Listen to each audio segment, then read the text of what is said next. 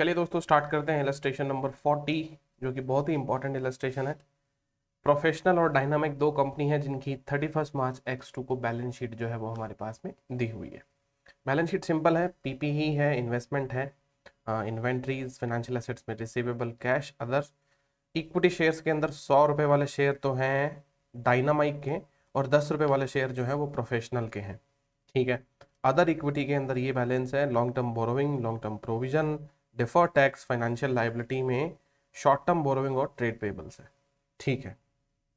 अब यहाँ पे ये कहता है कि प्रोफेशनल जो है उसने 70% शेयर डायनामाइक के एक्वायर कर लिए 1 अप्रैल X2 को by issuing its own shares. मतलब ये कौन सा एडजस्टमेंट हो गया अपना, ये हो गया शेयर एक्सचेंज,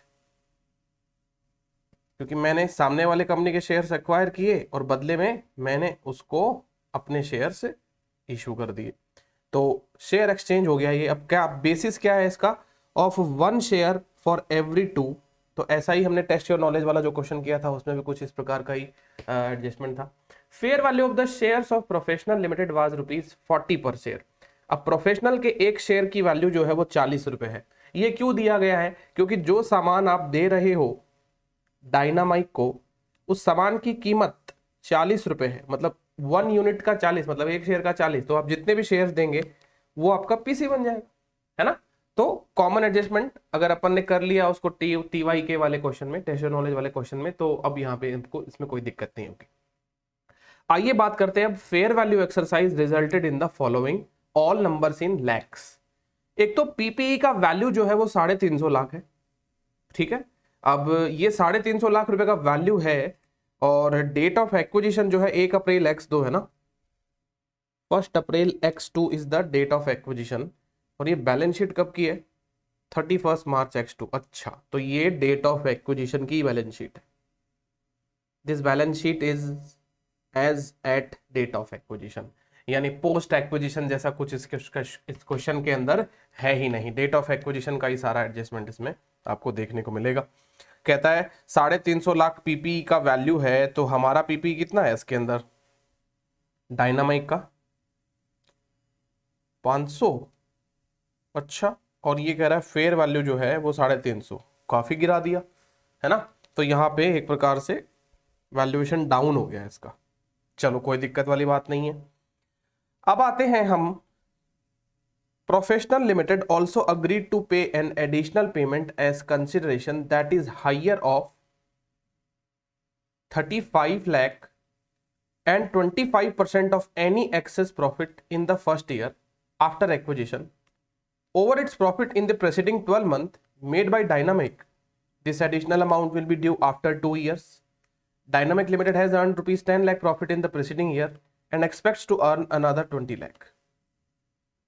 जैसा कि मैंने कहा था दोस्तों, मॉडर्न जमाने में कंसिडरेशन जो है वो कहीं ना कहीं प्रोटेक्ट कर लिया जाता है। एक्विजिशन जब अपन करते हैं तो डील कुछ इस प्रकार से होती है कि आपका जो भी कंसिडरेशन होता है वो कंसिडरेशन हम कोशिश ऐसे करते हैं कि एकदम फेयर तरीके से सामने वाले कंपनी को दिया जाए।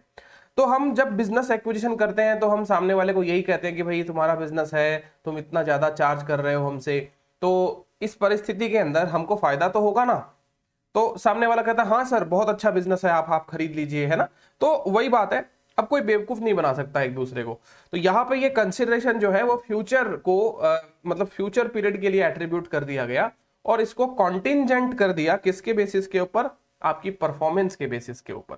ठीक है। तो दो प्रकार के कंसिडरेशन होते हैं, कंटिंजेंट कंसिडरेशन और डेफर्ड कंसिडरेशन। बराबर, आप जानते हो दोस्तों डेफर्ड कंसिडरेशन को पीवी पे बुक किया जाता है और कंटिंजेंट कंसिडरेशन को फेयर वैल्यू पे बुक किया जाता है। If I am not wrong, ये तो आपको याद आ गया होगा। चलिए मैं आपको थोड़ा समय देता हूं, पहचानिए कि बी पॉइंट के अंदर ये जो कंसिडरेशन है वो सीसी है, कंटिंजेंट कंसिडरेशन है, या ये डेफर्ड कंसिडरेशन है। चलिए बताइए।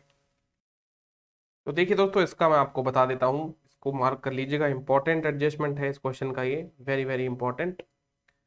यहां पर इन्होंने कहा है कि देखिए 35 लाख रुपए, या तो ये अमाउंट या फिर any excess profit in the first year after acquisition over its profit in the preceding 12 month। तो प्रीसीडिंग 12 मंथ में इसके 10 लाख के प्रॉफिट थे और अगली बार वो अनादर 20 लाख रुपीज अर्न करने की बात कर रहा है। अनादर 20 लैक्स, अनादर 20 लैक्स का मतलब ये कि पिछली साल उसने 10 लाख कमाया था, अगली बार ये लोग 20 लाख कमाने की बात कर रहे हैं। अनादर, इसका मतलब ये लोग 30 लाख रुपए कमाएंगे अगली साल। बहुत ध्यान से समझना इस लैंग्वेज को, वापस पढ़ लीजिए चाहे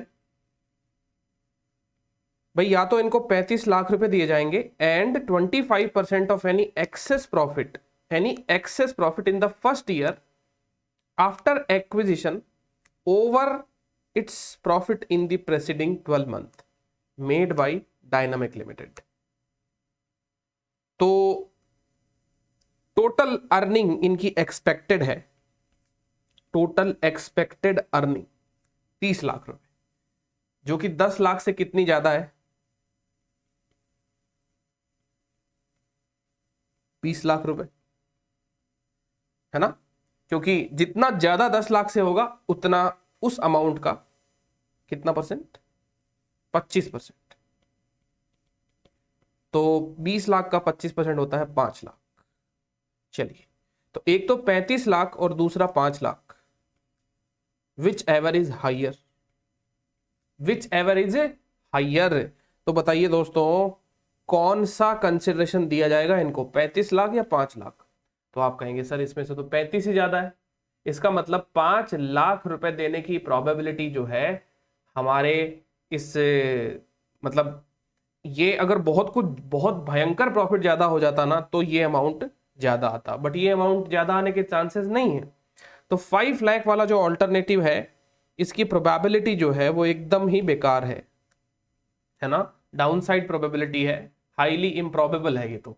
लेकिन 35 लाख हाईली प्रोबेबल हो गया। तो अब देखिए यहां पर कंटिंजेंट कंसिडरेशन और डेफर्ड कंसिडरेशन का एक मिक्सचर बना के दिया इन्होंने, काफी अच्छा एडजस्टमेंट, जहां पे सीसी और डीसी दोनों को घुसेड़ दिया। और अब आपसे इसको सॉल्व करना है तो आपको कंपोनेंट इसमें स्प्लिट करना पड़ेगा, क्योंकि 35 लाख रुपए में देयर इज नो कंटिंजेंसी दोस्तों। 35 लाख रुपीज में कोई कंटिंजेंसी नहीं है, इतना तो आपको देना ही देना ही देना ही देना ही पड़ेगा, इसमें तो कोई कॉन्टिंजेंसी नहीं है। बट प्रॉफिट के ऊपर डिपेंड करता है ये दूसरा वाला, जो कि अभी प्रोबेबिलिटी उसकी गड़बड़ है, तो इसका मतलब फेयर वैल्यू यहां पर 0 है। तो हमारे एनालिसिस के हिसाब से यहां पर जो 25% वाला कंसिडरेशन है उसकी फेयर वैल्यू हम एक प्रकार से 0 मान रहे हैं। क्यों? क्योंकि उतना प्रॉफिट नहीं हो रहा जितना कि ये वाला ऑल्टरनेटिव उनको पे किया जा सके। और जो 35 लाख फिक्स है, देना ही है ये अमाउंट में आपको कुछ सोचना नहीं है, ये कोई परफॉर्मेंस पे नहीं है, यानी 35 लाख रुपए तो आपको दिए ही दिए जाएंगे। तो ये फिक्स्ड डिटर्मिनेबल अमाउंट हो गया ये अमाउंट। तो अब अपने को ये देना है, तो अब देना है तो ये अपनी एक लाइबिलिटी हुई कि नहीं हुई? बिल्कुल हुई सर। कौन सी लाइबिलिटी हुई? ये मेरा कंसिडरेशन पेबल हुआ जो मुझे फ्यूचर में देना है। इसका मतलब ये मेरा डेफर्ड कंसिडरेशन है। 35 lakhs is to be treated as deferred consideration payable, है ना, इन अ 2 years टाइम। तो आप डेफर्ड कंसिडरेशन को एट पीवी बुक करते हैं। तो ध्यान रखिएगा जब भी इसको क्वेश्चन को सॉल्व करेंगे, पीसी वगैरह निकालेंगे तो पीवी पे इसको बुक किया जाएगा। This was the best part of this question. आइए आगे पॉइंट दूसरे की बात करते हैं। In addition to above, Professional Limited also had agreed to pay one of the founder shareholder a payment of rupees 20 lakh, provided he stays with the company for 2 years after the acquisition. तो अब यहां पर ये कह रहा है कि एक शेयर होल्डर है, उस शेयर होल्डर को कुछ यहां पर ये कह रहा है कि 20 लाख रुपए दिए जाएंगे, है ना, प्रोवाइडेड कि वो 2 साल तक कंपनी में रुके। अब देखिए दोस्तों कि यहां पर जब ऐसा कोई रेस्ट्रिक्शन लगाया जाता है कि आपको इतना रुपया दिया जाएगा लेकिन आपको कंपनी में इतने दिन तक रहना है, ठीक है, इतने दिन तक कंपनी में रहना है, तब जाकर आपको ये शेयर जो है वो दिए जाएंगे। तो देखिए शेयर बेस्ड पेमेंट भी ऐसा ही होता है अपना। शेयर बेस्ड पेमेंट में क्या होता है, अब जैसे सपोज करिए ये डेट ऑफ एक्विजिशन है, ठीक है, इसके बाद में मैं किसी को बोलता हूं कि भाई तुम मेरे कंपनी में काम करो, सो एंड सो ईयर्स के लिए, एक सर्टेन पीरियड के लिए, ठीक है। लेट्स से 3 साल तुमको काम करना है, 3 साल तुम काम करोगे तो तुमको शेयर दिया जाएगा। तो ऐसा ही कुछ ये हो रहा है कि जैसे अपना एम्प्लॉय को शेयर देते हैं तो उससे काम करवाते हैं, तभी तो वो शेयर बेस्ड पेमेंट कहलाता है, एम्प्लॉय बेनिफिट एक्सपेंसेस में डेबिट करते हैं। तो यहां पर बिजनेस कॉम्बिनेशन स्टैंडर्ड का कहना है 103 का कि यदि कोई एम्प्लॉय जो है, समझ रहे हो मेरी बात, यदि कोई एम्प्लॉय जो है या फिर कोई भी व्यक्ति है जिससे आप ये कमिटमेंट ले रहे हो कि आपको शेयर देंगे, आपको शेयर देंगे हम 20 लाख रुपए के, लेकिन आपको 2 साल तक काम करना है, 2 साल तक आपको कंपनी में बने रहना है, तो देखिए दोस्तों, इसको हम कभी भी पीसी नहीं कहेंगे, रादर इसको हम एम्प्लॉय कॉम्पनसेशन एक्सपेंसेस कहेंगे।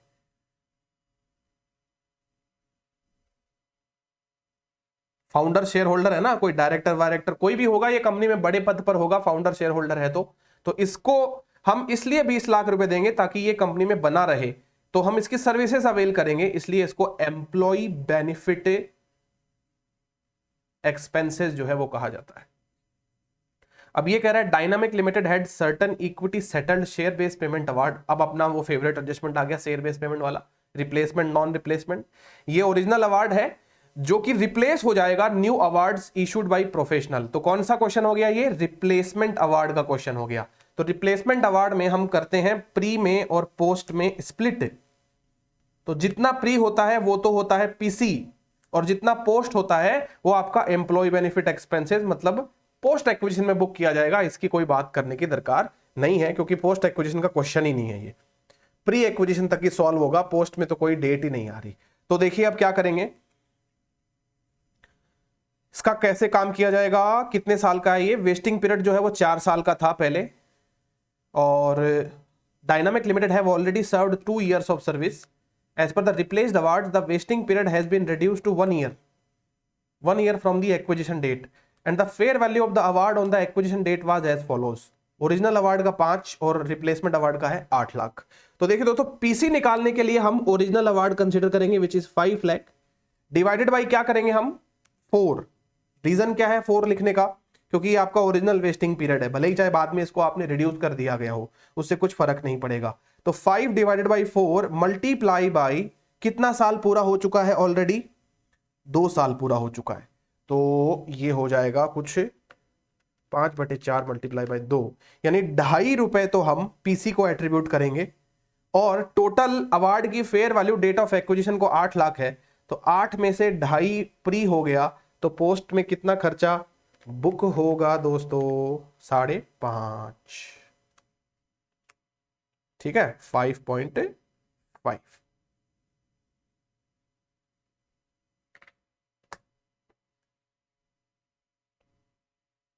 ठीक है, ये लीजिए। अच्छा, ई पॉइंट में कहता है डायनामिक का एक लॉ शूट पेंडिंग है कस्टमर के द्वारा, जिसमें 50 लाख का क्लेम है, इसका फेयर वैल्यू निकाला गया है 5 लाख। इंडेमनिफिकेशन एसेट होता तो वो भी बुक कर देते, बट हम इस 5 लाख को तो बुक करेंगे, चाहे इंड AS 37 में ये बुक किया जाए या ना किया जाए, बट आपको करना पड़ेगा। टैक्स रेट जो है वो 30% डेफर्ड टैक्स कैलकुलेशन के काम आएगी आपको ओपनिंग कंसोलिडेटेड बैलेंस शीट। देखिए दोस्तों, बिजनेस कॉम्बिनेशन में भी आप क्या पढ़ रहे हो, कंसोलिडेशन ही पढ़ रहे हो। तो कंसोलिडेशन जो है वो आप अलग नहीं कर सकते, कंसोलिडेशन इंटीग्रल पार्ट है, दोनों ही जुड़े हुए हैं, कॉन्जॉइंट एप्लीकेशन होती है दोनों स्टैंडर्ड्स की। तो अब देखिए सारे प्रोविजन आपको समझ में आ गए होंगे, ठीक है ना। अब अपने लोग इसका सॉल्यूशन करेंगे। तो चलिए दोस्तों, इसको सॉल्व कर लेते हैं क्वेश्चन को। यहां पर सबसे पहला first working note goodwill calculation, क्योंकि गुडविल कैलकुलेशन का जो वर्किंग नोट होगा उसमें ही नेट एसेट्स कैलकुलेट कर लेंगे, या फिर नेट एसेट्स का कैलकुलेशन कैसे भी कर लीजिए। स्टेटमेंट ऑफ नेट एसेट्स, जो अपने 4 वर्किंग नोट होते हैं, चारों तो नहीं बनाने पड़ेंगे इसमें, बट जैसे कंसोलिडेशन का ऑर्डर फॉलो करते हैं वैसे ही कर लीजिए चाहे। तो स्टेटमेंट ऑफ नेट एसेट्स की अगर अपन बात करें इस पर्टिकुलर क्वेश्चन में, तो यहाँ पर कौन कौन से एसेट्स हम लोग इस पर्टिकुलर क्वेश्चन के अंदर खरीद रहे हैं उसकी जानकारी अपने को प्राप्त करनी है। तो स्टेटमेंट ऑफ नेट एसेट्स में अपने को यहाँ पर लाइन आइटम जो है वो लिख देने हैं। तो देखिए कौन कौन से लाइन आइटम है हमारे पास में। देखिए यहाँ पर सबसे इंपॉर्टेंट चीज ये है कि स्टेटमेंट ऑफ नेट एसेट्स जो अपन बनाते हैं वो डेट ऑफ एक्विजिशन को बनाते हैं, और डेट ऑफ एक्विजिशन हमारा है 1 अप्रैल X2। बैलेंस शीट भी इसी दिन की दी हुई है, balance sheet given on the same date. इसका मतलब ये हो गया कि पोस्ट एक्विजिशन मूवमेंट जैसा कुछ नहीं है, ठीक है।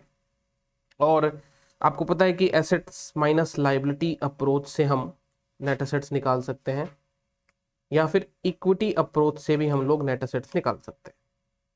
तो हमें कौन सी अप्रोच लेनी चाहिए सर? कंसोलिडेशन में तो हम जनरली इक्विटी अप्रोच लिया करते थे, बिकॉज हमको जो बैलेंस शीट अवेलेबल होती थी वो किसी और दिन की होती थी, और हमने एक्विजिशन किसी और दिन किया हुआ होता था।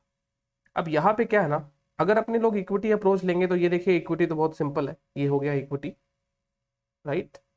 ये हमारा इक्विटी हो जाएगा यहाँ पर, और ये अदर करंट लायबिलिटी हो जाएगा। But the main thing is that अगर इक्विटी अप्रोच से हम काम करेंगे तो हमको ये नहीं पता चलेगा कि कौन कौन से एसेट्स का ऊपर नीचे वैल्यूएशन हो रहा है, किसको अपन ने चेंज किया, और उसके ऊपर डीटीए डीटीएल का इम्पैक्ट क्या आ रहा है। क्योंकि जनरली डीटीए डीटीएल का इम्पैक्ट निकालने के लिए हमको हर एक एसेट्स का वैल्यू देखना पड़ेगा, जैसे कि हमने इस क्वेश्चन में किया था। भाई किस पे डीटीए डीटीएल अपने को निकालना है, तो उसके लिए अपने को एक एक एसेट्स को ऐसे लुकआउट करना पड़ेगा कि पीपी का क्या है, इन्वेस्टमेंट्स का क्या है, इंटेंजिबल एसेट्स का क्या है, कैश का क्या बैलेंस है। उसके बेसिस पे हम लोग ये डीटीए डीटीएल का कैलकुलेशन करेंगे। तो इक्विटी अप्रोच यहाँ पे सिंपल ना होकर अपने को काम बढ़ाएगी। तो हम लोग क्या करते हैं, जो नेट एसेट्स है उसकी भी वर्किंग A-L अप्रोच से कर लेते हैं, और डीटीए डीटीएल की भी वर्किंग साथ ही में हो जाएगी। तो स्टेटमेंट ऑफ नेट एसेट्स शुरुआत करते हैं। स्टेटमेंट ऑफ नेट एसेट्स में सबसे पहले प्रॉपर्टी प्लांट एंड इक्विपमेंट, वैसे ही कॉलम बनाना है अपने को। जो बुक वैल्यू है, जो फेयर वैल्यू है, और जो टैक्स बेस है, ये तीन चीज चाहिए अपने को, बुक वैल्यू, फेयर वैल्यू और टैक्स बेस। तो book value, fair value, tax base मिल जाएगा तो अपने लोग डीटीए या डीटीएल जो है वो एस्टैब्लिश कर पाएंगे। तो देखिए, प्रॉपर्टी प्लांट इक्विपमेंट का बुक वैल्यू तो है 500 रुपया, लेकिन इसका जो फेयर वैल्यू इन्होंने बताया है नीचे वो है 350 रुपये। अब इसका मतलब ये हो गया कि 150 रुपये से अपन ने इसकी वैल्यू जो है वो डाउन कर दी। लेकिन टैक्स वालों की नज़र में रिवैल्यूएशन चाहे अपसाइड हो चाहे डाउन साइड हो, इनकम टैक्स उसको कंसिडर नहीं करता है। तो अपने को इसका टैक्स बेस जो है वो बुक वैल्यू के बराबर रखना है, दैट इज 500 रुपीज़। तो अकॉर्डिंगली हम लोग डीटीए डीटीएल की कैलकुलेशन कर लेंगे। ऐसे ही बाकी सारी चीज़ों की बात करते हैं। तो बाकी काफ़ी सारी चीज़ें ऐसी है जिसमें यहाँ पर वैल्यूएशन जो है वो चेंज ही नहीं हुआ है, ठीक है। तो बाकी सारी चीज़ों को एज इट इज़ उतार दीजिए। इन्वेस्टमेंट की बात करते हैं दूसरा। तो इन्वेस्टमेंट आपका 100 रुपीज़ का है, फेयर वैल्यू 100 है, टैक्स बेस 100 है, तो इसमें कुछ भी नहीं होने वाला। बाद में इन्वेंट्री की बात कर लेते हैं। ये इन्वेस्टमेंट हो गया, दूसरा वाला इन्वेंट्री है। तो इन्वेंट्रीज की अगर अपन बात करें तो इन्वेंट्रीज के अंदर 150 रुपये की बुक वैल्यू है इन्वेंट्री की, फेयर वैल्यू 150 ही कंसिडर करेंगे अनटिल अनलेस हमारे पास इसके रिगार्डिंग यदि कोई फेयर वैल्यू की जानकारी और कुछ दी गई हो, तब तक हम यही वैल्यू इसकी लेंगे, ठीक है। तो कोई किसी का भी वैल्यू चेंज इसमें नहीं है। Trade receivable as it is आ जाएगा आपका, कैश जो है वो एज इट इज आ जाएगा, अदर एसेट्स जो है वो भी एज इट इज ही आ जाएंगे। तो क्या वैल्यूज है इनकी, 300, 100 और 230, 300, 100, 230। सो इन केस ऑफ साइलेंस हम लोग यही अज्यूम करेंगे कि फेयर वैल्यू भी इनका यही चल रहा है।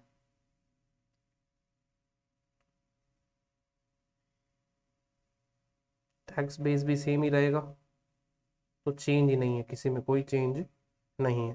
फाइनेंशियल लाइबिलिटी में बात करते हैं लॉन्ग टर्म बोरोविंग्स, फिर बाद में लॉन्ग टर्म बोरोविंग्स में और क्या है, फिर एक लॉन्ग टर्म प्रोविजंस है। लॉन्ग टर्म बोरोविंग्स के बाद में हमारे पास लॉन्ग टर्म प्रोविजंस है, और लॉन्ग टर्म प्रोविजन के बाद में डेफर्ड टैक्स बताया गया है। डेफर्ड टैक्स के बाद में शॉर्ट टर्म बोरोविंग है और ट्रेड पेएबल है, ठीक है। तो एसेट माइनस लाइबिलिटी, यहाँ यहाँ तक अपने एसेट्स चल रही थे, और अब लाइबिलिटीज जो है वो स्टार्ट हो जाएगी। इसके बाद में लाइबिलिटीज स्टार्ट हो जाएगी। ठीक है, तो इन सब की भी वैल्यू लिख देते हैं अपने लोग। लॉन्ग टर्म बोरोविंग की वैल्यू है 200, लॉन्ग टर्म प्रोविजन है 70 रुपए का, 35 रुपीज का डेफर्ड टैक्स है, शॉर्ट टर्म बोरोविंग्स 150 और 300। ठीक है, तो ऐसा करने के बाद में हमारे पास सेम ही ये रहने वाला है, फेयर वैल्यू और टैक्स बेस इनका सेम रहेगा, कोई चेंज नहीं रहेगा।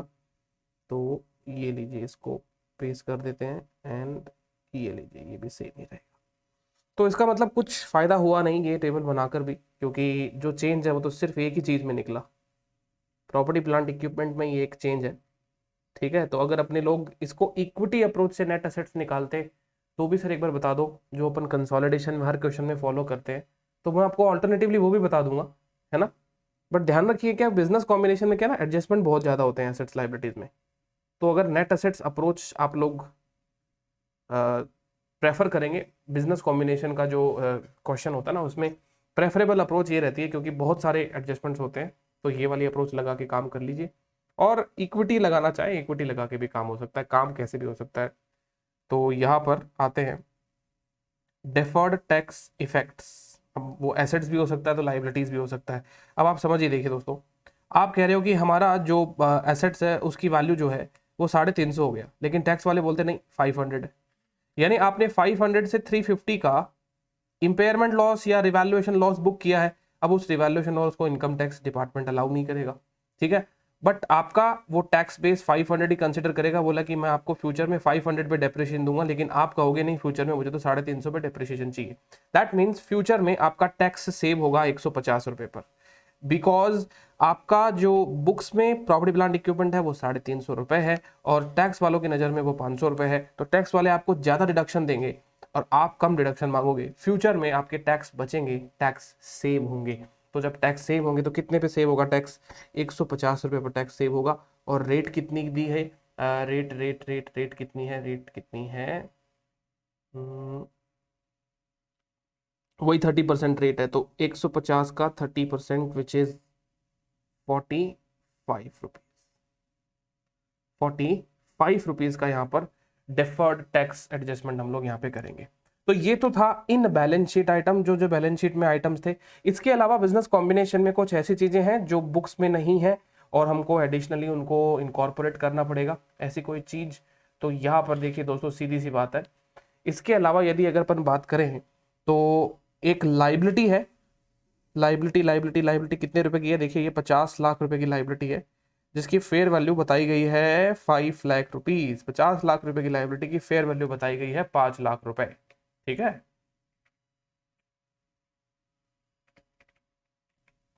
तो यहां पे आपको एक लाइबिलिटी भी बुक करनी पड़ेगी। ठीक है, इस लाइबिलिटी को अपने लोग क्या कहेंगे? कॉन्टिंजेंट लाइबिलिटी है, बट आपको बुक करनी पड़ेगी ये। ठीक है, कॉन्टिंजेंट लाइबिलिटी है, but as per Ind AS 103 आप इसको बुक करेंगे, है ना, क्योंकि बिजनेस कॉम्बिनेशन में इसको भी बुक किया जाएगा, जैसा कि हम बार बार पढ़ चुके हैं। कितने रुपए की लाइबिलिटी है ये? इसकी फेयर वैल्यू जो भी आएगी 5 लाख रुपए, उससे अपने को इसको रिकॉर्ड करना पड़ेगा। बुक्स में इसकी वैल्यू निल है, लेकिन टैक्स वाले, इनकम टैक्स वाले दोस्तों क्या कहेंगे? इनकम टैक्स वाले बोलेंगे देखिए सर, जो लाइबिलिटी है फ्यूचर में जब आएगी तब आपको इसकी डिडक्शन मिल जाएगी, अभी हम कोई डिडक्शन नहीं देंगे आपके बुकिंग के ऊपर। जब ये लाइबिलिटी एक्चुअल में मटीरियलाइज होगी तब आपको इसकी डिडक्शन मिलेगी। तो आप सोचिए, ये 5 रुपीज आपको आज इनकम टैक्स डिपार्टमेंट डिनाई करेगा, बोला नहीं हम इस चीज को कंसिडर नहीं करते। फ्यूचर में वो इसको डिडक्शन देंगे, इसकी डिडक्शन मिलेगी आपको, कंसिडर करेंगे फ्यूचर में। तो यहां पे भी अब आप सोचिए कि क्या बनना चाहिए, डेफर्ड टैक्स एसेट्स या लाइबिलिटीज? तो डेफर्ड टैक्स एसेट बनना चाहिए, क्योंकि ये जो 5 रुपीज है, इस 5 रुपीज पे 30% टैक्स आपका फ्यूचर में सेव होगा। अभी इनकम टैक्स वाले इसको बिल्कुल भी अलाउ नहीं करेंगे। ठीक है, तो यहां पर जो डेफर्ड टैक्स का अमाउंट आता है कितना होता है देख लेते हैं जरा। ये होगा आपका 1.5। तो टोटल डेफर्ड टैक्स का एडजस्टमेंट जो हुआ वो कितना हुआ? 45 और 1.5, 46.5 DTA शुड बी रिकॉग्नाइज्ड। हमारी कैलकुलेशन के हिसाब से DTA जो है बिजनेस कॉम्बिनेशन में बुक होगा कितने रुपए का, 46.5 रुपीज का DTA बुक किया जाएगा। तो अब एक काम करते हैं, 46.5 का DTA और बाकी का सारा टोटल कर लीजिए जरा, ये टोटल कर लीजिए। तो ये टोटल जो है वो कितना आता है देखते हैं जरा, एक सेकेंड टोटल करिए फटाफट से। तो ये जो है इसका टोटल अपना ये आता है, ये सारे लाइबिलिटीज हैं तो आप इसको ब्रैकेट में रख लीजिए, ठीक है ना। ये सारे आपके लाइबिलिटीज है, टैक्स बेस का टोटल करने की दरकार नहीं है आपको। टोटल बेसिकली तो वैसे तो फेयर वैल्यू का ही करना है क्योंकि वही काम की चीज है। तो बुक वैल्यू का टोटल तो आ जाता है अपना कुछ 625 और फेयर वैल्यू का टोटल आता है अपना 470 रुपीज, 470 रुपीज। अब 46.5 रुपीज का DTA का एडजस्टमेंट है जो आपके नेट एसेट्स में जोड़ दिया जाएगा।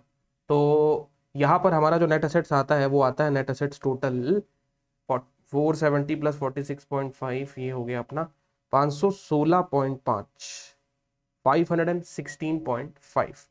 सो ये हो गए हमारे आइडेंटिफाइबल नेट एसेट्स। अब सर इसको इक्विटी अप्रोच से कैसे करते? इक्विटी अप्रोच से बहुत सिंपल तरीके से होता, share capital plus other equity. तो देखिए दोस्तों, शेयर कैपिटल कितना है आपका, शेयर कैपिटल है 400 और अदर इक्विटी है 225। Share capital 400, other equity 225। अब मैं इसमें क्या करता, फेयर वैल्यू एडजस्टमेंट करता, प्रॉपर्टी प्लांट इक्विपमेंट को 150 रुपए से मुझे कम कर देना था, तो ये 150 रुपए से प्रॉपर्टी प्लांट इक्विपमेंट कम कर दिया। इसके बाद में और क्या हुई बात, कंटिजेंट लायबिलिटी रिकॉग्नाइज करनी थी कितने रुपए से, 5 रुपए से। तो कंटिजेंट लायबिलिटी रिकॉग्नाइज कर दी मैंने, 5 रुपीज से कंटिजेंट लायबिलिटी रिकॉग्नाइज कर दी। और यहाँ पे अपने को एक एसेट रिकॉग्नाइज करना पड़ेगा, DTA, डेफर्ड टैक्स एसेट। कितने का डेफर्ड टैक्स एसेट है, 46.5 का है, ठीक है। तो आप ऐसे भी काम कर सकते थे, ये लीजिए 400 प्लस 225 माइनस 150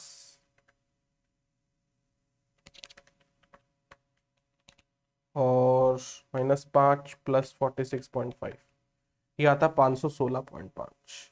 अब आपको देखिए दोस्तों क्या है ना कि ये इक्विटी अप्रोच हो गया, वो नेट एसेट्स अप्रोच हो गया। अप्रोच कोई सा भी लगाइए, आपको सबको पता ही है कि हम जो काम कर रहे हैं वो काम बेसिकली क्या है, ठीक है ना, चीजों को समझना बहुत जरूरी है। तो ये 516.5 कोई से भी तरीके से निकाला जा सकता है। समटाइम्स वो लोग क्वेश्चन को ऐसा बना देते हैं कि कोई एक अप्रोच जो है नहीं लग सकती, जैसे इक्विटी अप्रोच नहीं लग सकती, मान लीजिए कोई डेटा ऐसा सेट कर दिया। और कई बार A-L अप्रोच नहीं लग सकती, डेटा ऐसा सेट कर दिया। जो ट्रेडिशनल कंसोलिडेशन के क्वेश्चन है उसमें A-L अप्रोच वो लोग लगाने के लिए डेटा ही नहीं देते, इसलिए कभी नहीं लगा सकते वो। तो the main thing is that आपको बात समझ में आनी चाहिए, और बात यही है कि चाहे A-L हो चाहे डायरेक्ट इक्विटी पिकिंग अप हो, बात एक ही होती है। जब बैलेंस शीट दोनों साइड टैली है तो A-L इक्वल्स टू इक्विटी होगी ना, उसमें तो कोई दो राय बात नहीं है। तो ये बात मैंने आपको कंसोलिडेशन में भी बार बार बताई थी, प्रैक्टिकल पॉइंट ऑफ व्यू से भी आपको समझ में आ जानी चाहिए, ये दोनों बात एक ही है। चलिए जरूर, पहला वर्किंग नोट हो गया स्टेटमेंट ऑफ नेट एसेट। अच्छा, दूसरा वर्किंग नोट अपना हम लोग जनरली क्या बनाया करते हैं, दूसरा वर्किंग नोट हम बनाते हैं calculation of goodwill. Calculation of goodwill कैसे निकलेगा, तो वही है सर, इसमें सबसे पहले तो कंसीडरेशन पेड। अब पेड मत लिखिएगा क्योंकि कुछ कंसिडरेशन जो है आउटस्टैंडिंग है, तो कंसिडरेशन को ऐसे अपने लोग यहाँ पे लिख देते हैं। और कंसिडरेशन के टाइप्स, तो सबसे पहला टाइप फर्स्ट, शेयर एक्सचेंज के माध्यम से हमने कंसिडरेशन दिया, शेयर एक्सचेंज के माध्यम से कंसिडरेशन जो है वो हमने दिया है। तो शेयर एक्सचेंज के लिए इन्होंने कहा है, देखिए हर 2 शेयर के बदले 1 शेयर दिया जाएगा, हर 2 शेयर के बदले 1 शेयर दिया जाएगा। और टोटल शेयर्स कितने हैं भाई हमारे, तो इसके जो शेयर इन लैक्स हैं वो है 400, और नंबर्स में कन्वर्ट करने के लिए एक शेयर इनका 100 रुपए का है, ठीक है। तो 4 लाख शेयर हो गए। 4 लाख शेयर के लिए रेशियो जो रखा गया है वो है 2:1, मतलब हर 2 शेयर के बदले 1 शेयर दिया जाएगा।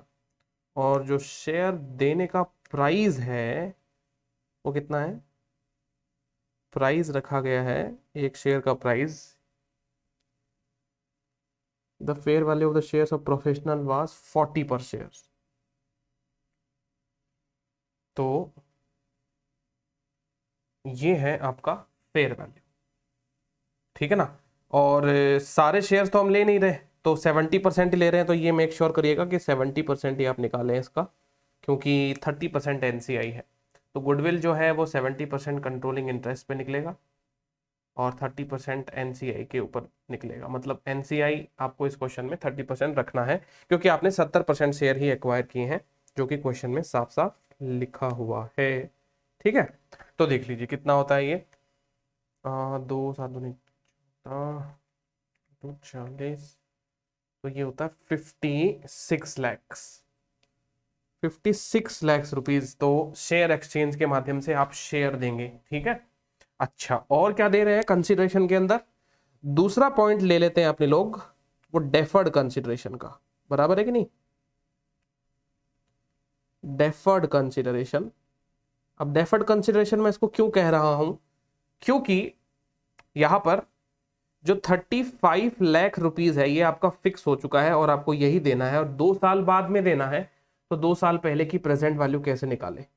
तो यहां पर डिस्काउंट फैक्टर पहले क्वेश्चन में दिया हुआ नहीं होता था, बाद में इंस्टीट्यूट ने प्रिंट कर दिया। ये देखिए, अज्यूम 10% डिस्काउंट रेट है, तो पहले ये साइलेंट था, बाद में इसको रेक्टिफाई कर दिया लगता है क्वेश्चन ने।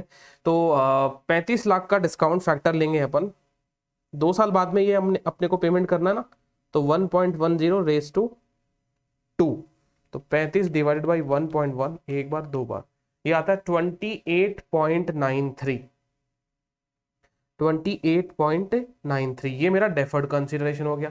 तो कितने प्रकार के कंसिडरेशन, एक तो शेयर एक्सचेंज, दूसरा डेफर्ड कंसिडरेशन, इसके अलावा भी कुछ और है।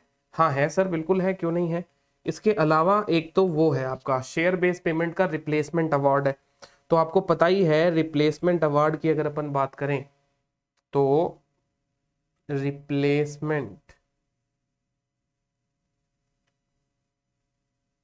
Award of share based payment ये कैसे कैलकुलेट होगा, ये कैलकुलेट होगा 5 डिवाइडेड बाई 4 मल्टीप्लाई बाई 2, है ना, 5 डिवाइडेड बाई 4 मल्टीप्लाई बाई 2, ये आ गया 2.5। तो टोटल कंसिडरेशन जो है वो रहता है 2.5 प्लस 28.93 प्लस 56, 87.43 मेरे कंसिडरेशन का टोटल हो गया। ऐड करेंगे नॉन कंट्रोलिंग इंटरेस्ट।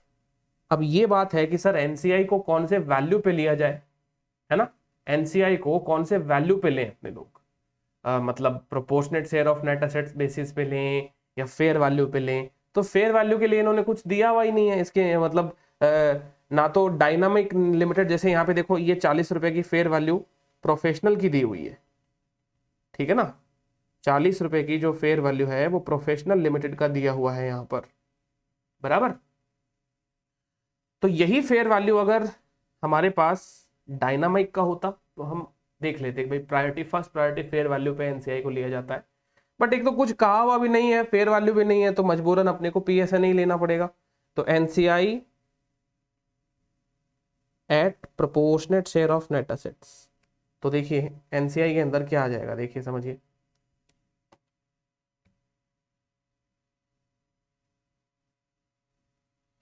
तीस परसेंट शेयर जो है वो आपके कितने होते हैं, 1.2 1.2 लैक्स शेयर। और प्रोपोर्शनेट शेयर्स की अगर अपन बात करें, तो एक काम करिए, आप डायरेक्ट परसेंटेज से ही निकाल दीजिए ना, टोटल आपका आइडेंटिफाइबल नेट एसेट्स कितना आ रहा है, 516.5 है ना। तो एक काम करिए, 516.5 का डायरेक्ट क्या करिए, 30% एनसीआई को दे दीजिए, हो जाएगा काम। तो ये होता है 516.5 का 30%, 154.95, 154.95, सब टोटल 242.38, लेस करेंगे आइडेंटिफाइबल नेट एसेट्स एक्वायर्ड, तो जो कि है आपका 516.5, है ना, 516.5 ही है।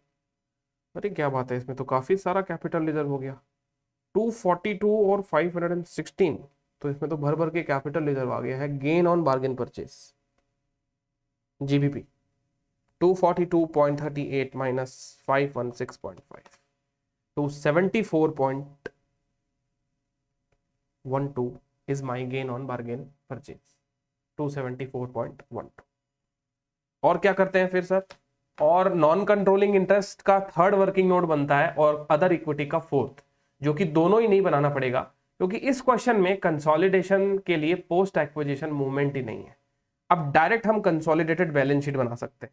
क्या कर सकते हैं, डायरेक्ट हम लोग कंसोलिडेटेड बैलेंस शीट बना सकते हैं। तो पेयर में आप जरूर बनाइएगा कंसोलिडेटेड बैलेंस शीट। अब मैं आपको यहीं पे क्वेश्चन में ही बता देता हूं कि भाई क्या क्या चेंज है। देखिए, तो 300 तो एज इट इज ले लिया जाएगा, बट 500 की बजाय इसकी वैल्यू चेंज होकर क्या हो गई है, 350 हो गई है, राइट। तो ये कितना हो गया, 650 रुपए। Investment 400 plus 100, 500। गुडविल है नहीं इस क्वेश्चन में, इसलिए गुडविल आएगी नहीं। फिर बाद में बात करते हैं अपने लोग इन्वेंट्री की, तो 250 और 150 कितना हो गया, इन्वेंट्री 250 और 150 हो जाता है आपका 400 रुपए का इन्वेंट्री हो गया, ठीक है। फिर 450 और 300 रुपए के रिसीवेबल, दैट मीन 750 रुपए का ये हो गया। 200 और 100, 300 रुपए का ये हो जाएगा।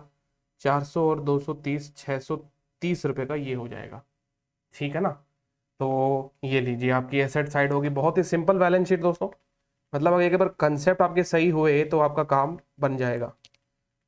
तो ये देखिए, ये हो जाता है आपका 3230 रुपीज। टोटल करके खत्म करते हैं, क्योंकि इसमें एसेट साइड में कुछ भी नहीं आने वाला। और नाउ बात करते हैं अगर अपन इक्विटी की, तो देखिए सब्सिडरी का इक्विटी और ना ही सब्सिडरी का ये अदर इक्विटी कोई काम का नहीं है, बिकॉज सब कंसोलिडेशन के अंदर ये एलिमिनेट हो जाता है ना।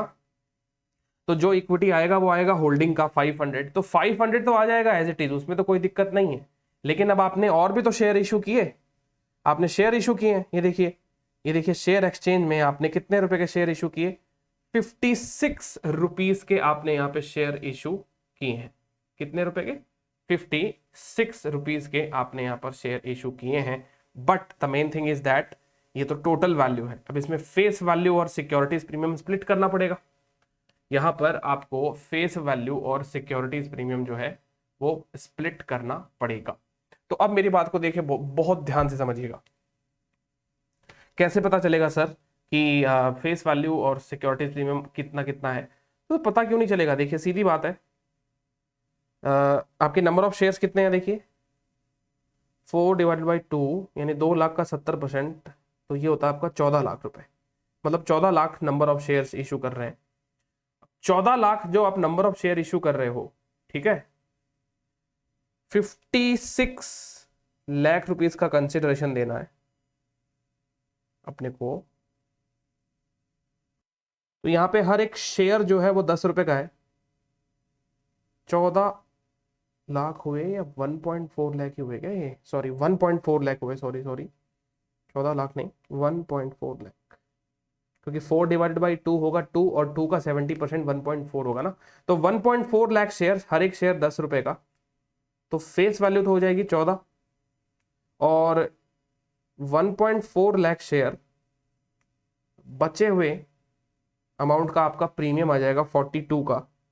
तो प्रीमियम जो है वो पर शेयर कितना बन जाता है देख लीजिए अपने आप, हो जाएगा ये कितना हो जाएगा, प्रीमियम जो है पर शेयर हो जाएगा आपका 30 रुपया, ठीक है। तो ये इसका ब्रेकअप हो गया। जैसे अपने लोग आईपीसीसी में नहीं करते थे, शेयर इशू करते थे तो सिक्योरिटीज प्रीमियम कितना है और फेस वैल्यू कितना है वो अपन डिसाइड करते थे। तो 56 लाख का तो टोटल शेयर है, इसमें से 14 तो शेयर कैपिटल और सिक्योरिटीज प्रीमियम 42। तो इसको ध्यान रखेंगे अपने लोग जब अपन बैलेंस शीट बनाएंगे। तो यहाँ पर अगर अपन शेयर कैपिटल की बात करें प्रोफेशनल की, तो शेयर कैपिटल होगी 500, राइट, 500 प्लस 14, तो शेयर कैपिटल तो आ जाएगी 514, क्योंकि हमने शेयर इशू किए हैं दोस्तों। रीजन ये है कि हमने शेयर इशू कर दिए। तो 514 का शेयर कैपिटल आ जाएगा। अब बात करते हैं अदर इक्विटी की। तो देखिए 810 रुपीज। अब ये देखिए दोस्तों 810 को सेटल करने के लिए भी तो मैंने कुछ शेयर इशू किए हैं। 810 को सेटल करने के लिए भी तो मैंने कुछ रिप्लेसमेंट अवार्ड दिए ना, शेयर बेस्ड पेमेंट का रिप्लेसमेंट अवार्ड दिया है। तो देखिए शेयर बेस्ड पेमेंट का रिप्लेसमेंट अवार्ड मैंने कितना दिया है, ये आपका रिप्लेसमेंट अवार्ड आता है 2.5 which is part of PC, right. तो रिप्लेसमेंट अवार्ड अभी क्या है कि आपको सिर्फ एक बार एंटाइटल किया गया है, क्योंकि इसकी एंट्री क्या होती है, to share based payment reserve. मतलब आप पीसी क्या क्या दे रहे हो, देखिए ये जो आपने वर्किंग करी है ना, ये फर्स्ट जो गुडविल आ रही है, इस गुडविल की जर्नल एंट्री बताऊं आपको कैसे पास करी आपने आपने पास करी होगी journal entry, identifiable net assets account debit to NCI to share capital to securities premium और to share based payment reserve which is replacement award. ठीक है ना। और कोई कंसिडरेशन था क्या, हाँ एक डेफर्ड कंसिडरेशन भी था, एक डेफर्ड कंसिडरेशन भी था। ठीक है, तो हमारी इस क्वेश्चन के अंदर जीबीपी आया, जीबीपी इस प्रकार से एंट्री हुई है। तो आइडेंटिफाइबल नेट एसेट्स कितना 516.5, एनसीआई कितना 154.95, शेयर कैपिटल कितना 14, ठीक है, शेयर कैपिटल 42 रुपीस का सिक्योरिटीज प्रीमियम, एसबीपी रिजर्व कितने का 2.5 का। अभी शेयर दिए नहीं है, दूंगा ना जब वेस्टिंग पीरियड पूरा हो जाएगा तब दूंगा। मेरे हिसाब से जो भी वेस्टिंग पीरियड है वो कंप्लीट होगा तभी तो शेयर दिए जाएंगे, तब तक शेयर बेस्ड पेमेंट रिजर्व ही रहेगा ना। ये अभी शेयर मैंने डिस्ट्रीब्यूट नहीं किए हैं, इसलिए डिस्ट्रीब्यूट कर दूंगा तो फिर बाद में ये आपका चला जाएगा शेयर कैपिटल के सेक्शन में। डेफर्ड कंसिडरेशन कितना है, डेफर्ड कंसिडरेशन 28.93 और जीबीपी कितना आया 27.4 ये लीजिए। अब आपकी ये एंट्री जो है वो टैली रहेगी। तो ये एक्विजिशन एंट्री है, एक्विजिशन एंट्री जो कि रियल में पास नहीं होती है, समझने के लिए है। और रियल में ये तब पास होगी जब आप मर्जर करेंगे, कंसोलिडेशन में ये एंट्री कभी पास नहीं होती है। सो एक्विजिशन एंट्री हो गया, ठीक है, एज पर 103। सब सिर्फ समझने के लिए, कोई पूछा नहीं है आपको, एग्जाम में नहीं बताना है, आप समझ जाएं इसलिए मैं आपको ये बता रहा हूं। चलिए, तो शेयर बेस्ड पेमेंट रिजर्व 2.5 जैसा कि मैंने आपको बताया। तो अदर इक्विटी 810 है प्लस 2.5 ये हो जाएगा आपका। इसके अलावा जीबीपी आया आपका, जीबीपी कितना था, जीबीपी 274.12 ये आपका इस बार इक्विटी साइड में दिखाया जाएगा, ठीक है। और तो इसमें और क्या ही है, और तो कुछ भी नहीं है ना। हाँ, और एक अपना सिक्योरिटीज प्रीमियम 42 रुपीज का, ये लीजिए। ये हो गया आपका अदर इक्विटी का टोटल। अदर इक्विटी में क्या है, एक तो 810 जो पहले से था, उसके बाद में 2.5 रिप्लेसमेंट अवार्ड, 274.12 जीबीपी और 42 सिक्योरिटीज प्रीमियम। तो ये सारा का सारा मिला के होता है 1128.62, 1128.62 62 रुपीज, राइट। यस, नाउ जो चीज बैलेंस शीट में नहीं है अब उसको लिखते हैं, वो है आपका none other than non controlling interest, क्योंकि पहले अलग अलग बैलेंस शीट है, अब कंसोलिडेटेड बैलेंस शीट बना रहे हैं। तो एनसीआई जो है वो कितना आ जाएगा, देखिए एनसीआई नॉन कंट्रोलिंग इंटरेस्ट कितना था 154.95, 154.95, ठीक है। लॉन्ग टर्म बोरोइंग 250 और 200 450, लॉन्ग टर्म प्रोविजन 50 और 70 120, डेफर टैक्स, देखिए दोस्तों डेफर टैक्स की बात करें तो 40 और 35, ठीक है, 75 हो गया ये दोनों का टोटल। लेकिन एक्विजिशन पर हमने कुछ डीटीए वीटीए भी बनाया है, राइट। एक्विजिशन के ऊपर हमने कुछ डीटीए वगैरह बनाया है। कितने का? 46 समथिंग का था ना, देखिए डीटीए कितने का था। 46.5 का डीटीए था बिल्कुल। तो आप 46.5 से डेफर्ड टैक्स लायबिलिटी को अगर माइनस करेंगे 28.5 आ जाता है ये, 28.5 डेफर्ड टैक्स हो गया, ठीक है। अब इसमें और तो कोई एडजस्टमेंट था नहीं। शॉर्ट टर्म बोरोविंग भी 250 हो जाएगा, इसमें भी कोई एडजस्टमेंट नहीं है, दोनों जुड़ जाएंगे। ट्रेड पेबल 250 और 300 ये 550 हो जाएगा, इसमें भी कोई एडजस्टमेंट नहीं है। अब बात करते हैं उसके कंसिडरेशन के बारे में। वो जो डेफर्ड कंसिडरेशन है ना, इसको भी तो कहीं ना कहीं दिखाना पड़ेगा अपने को। ये देखिए देखिए एनसीआई दिखा चुके हैं, शेयर कैपिटल दिखा चुके हैं, सिक्योरिटीज प्रीमियम दिखा चुके हैं, एसबीपी रिजर्व दिखा चुके हैं, जीबीपी दिखा चुके हैं, नेट एसेट्स को कंसोलिडेट कर दिया बैलेंस शीट से। तो डेफर्ड कंसिडरेशन को भी कहीं ना कहीं दिखाना पड़ेगा। 28.93 कब देना है? 2 साल बाद में देना है। तो 2 साल बाद में देना है ना, तो ये नॉन करंट लायबिलिटी में आएगा।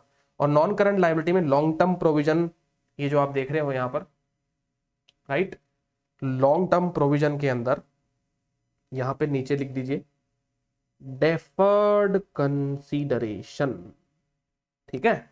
तो डेफर्ड कंसीडरेशन डायरेक्ट वहां से उठ के आ जाएगा कितना? 28.93, 28.93। अब सारी की सारी चीजें आई थिंक जो है वो आ चुकी है। हाँ, एक करंट लायबिलिटी में वो भी आनी बाकी है। एक ट्रेड पेबल्स के नीचे एक करंट लायबिलिटी में अदर लायबिलिटी जो है, लायबिलिटी फॉर लॉ शूट्स, क्योंकि वो भी 5 रुपए की थी ना, कुछ 5 की थी कि कितने की थी? 5 रुपीज की थी शायद, देख लीजिए एक बार।